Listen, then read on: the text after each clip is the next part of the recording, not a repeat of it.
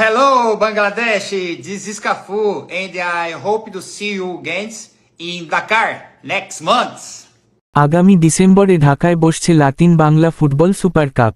প্রতিযোগিতায় স্বাগতিক বাংলাদেশ ছাড়াও অংশ নেবেন ব্রাজিল ও আর্জেন্টিনার অনূর্ধ্ব-20 পর্যায়ের ফুটবলাররা।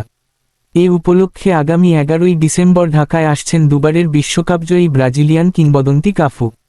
পাশাপাশি আর্জেন্টিনার শুভেচ্ছাদূত হিসেবে আসতে পারেন Juan Sebastian Veron, Gabriel Batistuta কিংবা ক্লোদিও ক্যানেজিয়া, এই তিনজনের একজন।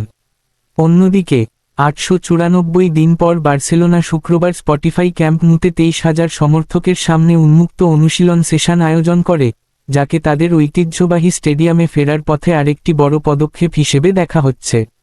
বার্সেলোনা 2023 সালের পর থেকে ক্যাম্প নুতে কোনো ম্যাচ খেলেনি।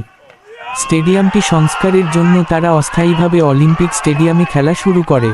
ক্যাম্প নুর মাঠে নেমে হ্যান্সি ফ্লিক নিজেই প্রথম শটটি মারেন, বলটি জালে পাঠিয়ে নতুন স্টেডিয়ামে প্রথম উদযাপনের সূত্রপাত ঘটান।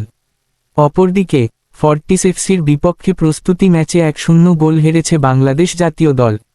এ বিষয়ে আমি আর কোনো মন্তব্য করতে চাচ্ছি না। ধন্যবাদ ভিডিওটা শেষ পর্যন্ত দেখার জন্য। লাইক, কমেন্ট আর শেয়ার করতে ভুলবেন না।